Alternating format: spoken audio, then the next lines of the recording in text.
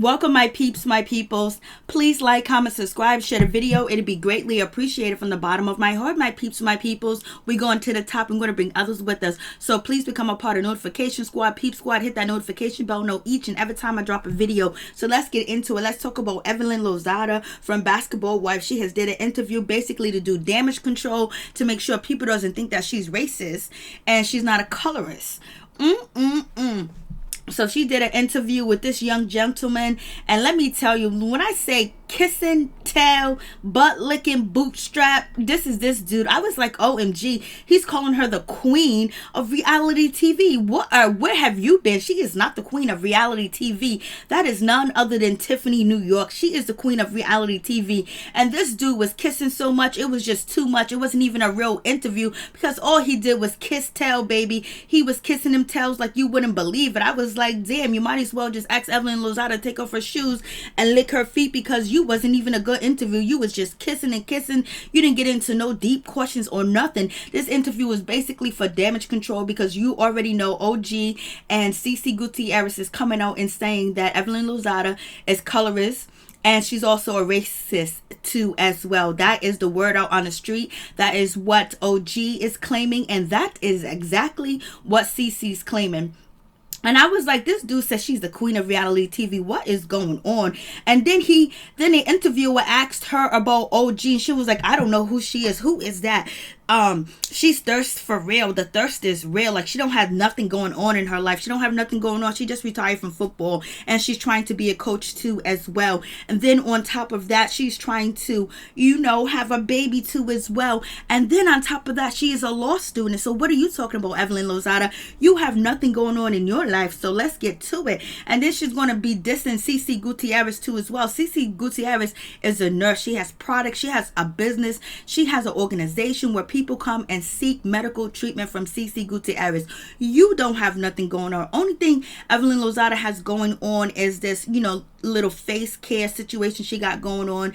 And then on top of that, being on Basketball Wife and mistreating people and bullying people and basically trying to put people down. So it is what it is with that situation. And she had the nerve to call OG thirsty, baby. You thirsty. You want to keep this show going. You want to keep up your antics. You want to keep up your behavior of the way that you act. And you even diss, CC Gutierrez, and saying that her skin is stiff and she looks like a Skeletor and her face doesn't have any emotions. Yes, she does. Her face have all types of emotion. She has it going on. CC Gutierrez told you that you need to get a facelift, baby. I was like, OMG, it's going down. Like, I couldn't believe Evelyn Lozada had the nerve to say that she was afro-latina. Basically, she did her roots and she was searching. She found out that she is afro-latina. I was like, all these many years, she's never claimed afro-latina. She just says she was Puerto Rican and that's it. But basically, she's trying to put out there that since I'm afro-latino, I can't hate black women. I can't be racist. I can't be a colorist. You know what I'm saying? I was like, okay, Evelyn, it would be nice if Evelyn can actually have an interview that has nothing to do with Tammy Roman, nothing to do with Ocho Cinco or Carl Crawford. It's like Evelyn Lozada has nothing to her. She even talk about Antoine Walker. It's like everything about Evelyn Lozada is always tied to a man and a TV show and the cast members. Nothing's about her because she doesn't have a solid foundation. She doesn't have a foundation about herself. Only thing, she's tied to a man because of her vagina. And we seen on the last episode that she puts her vagina as the end all to be all. Who she stands for and who she is and what her worth is her vagina. So it is what it is with that situation. And she talked about, like, when she first got on Basketball Wives and she was acting a fool, but she didn't say she was acting a fool, but she was like, when I first got on Basketball Wives, I seen my Twitter numbers go up, so I knew it was on and popping, and I had a shoe store. Oh, that's the only thing that she was able to say. I had a shoe store. She didn't even talk about her face line or anything, her face cream, her facial line, or whatever she has going on. She didn't even mention that. I was like, And she mentioned the two books that nobody nobody's going to read but the people that think that they're going to sleep their way to the top and find themselves an athlete or a rapper or try to get money from men to basically justify who they are instead of making their own money. It is what it is. And she also said she keeps the ring. I told you she kept call for ring. She keeps the ring. Oh yeah, so she can pawn them and make sure she has some money in her bank account. It is what it is. That's how she keep her credit good. Get engaged, keep the ring, because it ain't gonna work out, because once the men get to know who she is and their family members get to know who Evelyn Lozada is, you know what they do?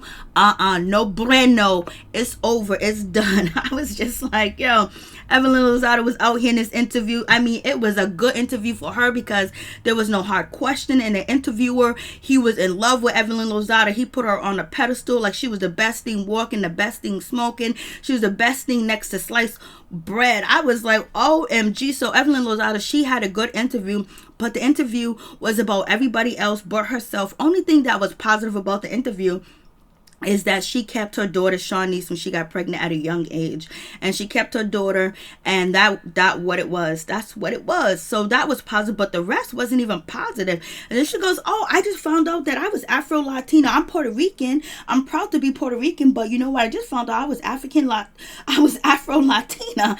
I was like, okay.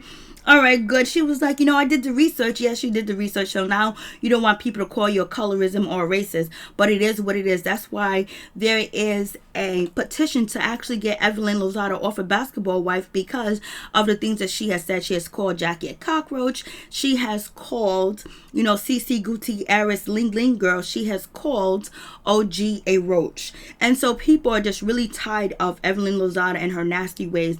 But one thing we did find out about Evelyn Lozada, that, when she was growing up in her neighborhood, that she wanted to be a nurse, but she wasn't able to be a nurse. She wasn't able to complete the courses to become a nurse. So that makes you wonder. That's probably the real reason why she's jealous of CC Gutierrez, because she actually became a nurse. She actually is a nurse. She actually is a licensed nurse. And that's something that Evelyn Lozada wanted to do, but she doesn't have the skill. Only skill she has is opening up, laying backwards, and trying to catch her a sports player or a rapper or a reality TV star like Rob Kardashian. But they're just friends. Her and Rob Kardashian, they had nothing going on. So I was like, okay. Then we had to listen to Evelyn Lozada describe her childhood. She was held at gunpoint too as well. People wanted her door knockers. So it is what it is with that situation. So whatever. And then, we had to talk about Antoine Walker. He's a great stepfather. He's a great stepfather to her daughter Shaunice, even though Antoine Walker and Evelyn Lozada was never married, but it is what it is. And she also talked about, Cole Crawford, and she talked about this, that, and she hasn't found her soulmate. Yeah, she's not going to find your soulmate until you clean your soul, baby, until you stop being so evil, so nasty, and so jealous, and so vindictive, and would do anything for a paycheck, where you seem so desperate that anybody will run from you because they're afraid that you might expose them and tell their secrets just to be on TV. And what man wants to be with a woman that every time she turns around, she's talking about her ex? None other than Chad Ochocinco, none other than Cole Crawford, and now Antoine Walker gets some shine in this interview too as well. I guess he was like, put me on the map too, baby girl. I was like, damn, there's nothing to Evelyn Lozada. Everything's about her exes or people that she's having confrontations with. And it's just like, what does she stand for? What does she represent? Nothing. It's purely nothing. Just being rowdy, bout it, loud, and antagonizing people, cracking on people, picking on people, and throwing tables and drinks in the whole 9 yards. That is what Evelyn Lozada stands for. So how can she be an inspiration to the Latino community, especially the Afro-Latino community? Because the interviewer basically said, you are an inspiration to the Latino women. And Evelyn Lozada said, well, I don't know if I am, but I'm not really able to tackle that market. I have not been able to tap into that market, and it's such a huge market, but I have not been able to. You know why? Because Latino women are not feeling Evelyn Lozada. They don't do the things that she do. They don't be out here chasing Some of them do, but the majority of the community does not feel Evelyn Lozada, because if that's the case, she will have the whole Afro-Latino and the Puerto Rican market out there supporting her. But if you go to her IG page, if you go to her Instagram page, only people that are supporting Evelyn Lozada are actually black women. Black women are out here. Some black women, the ones that are on her Twitter, the ones that are on her Instagram, it's mostly black women that support her. And she hasn't tapped into the Latino community because they're not feeling that. They're not feeling her, point blank, period. They have no desire to be like her, and they don't feel like she is an inspiration to the Latino community. And she also knows that. That's why she says she has not been able to, tap into that community. But she would like to. She would want to.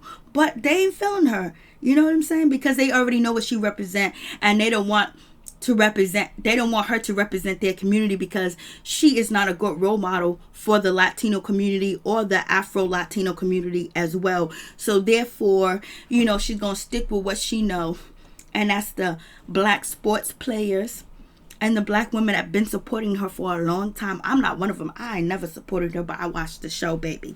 So it is what it is with that situation. And she also talks about her soulmate. She hasn't found her soulmate, but she has been going down and smashing a 23-year-old. I ain't got no problem with that. You smash, you do whatever you want to do, especially if you're a consenting adult. But she says she's also, involved with a man that's around her age too as well. And he's well established, but he ain't trying to be seen in public with her. And he lives in a different state than she does, but she wants to get it on and popping. So we'll see what happens with that situation, if she's ever going to get a man to come on the show with her and represent that he's actually dating her and he's actually with her. And basically, the interview asked her about, you came through Evelyn Lozada. That Evelyn Lozada from 2012 was on the map, and came back. And so, Evelyn Lozada was like, well, I don't want that type of image, but people sometimes bring the badness and the meekness out of me or whatever, when I got to act up. And, especially with Jennifer, because Jennifer talked about my daughter and said all these things about my daughter, which affected me. So I had to do what I had to do when it came to Jennifer, try to jump at her, try to get at her, but yet she changed. Okay, I'm reloaded. And then the interviewer also asked her why people are saying, why did you forgive Jackie but you won't forgive Jennifer?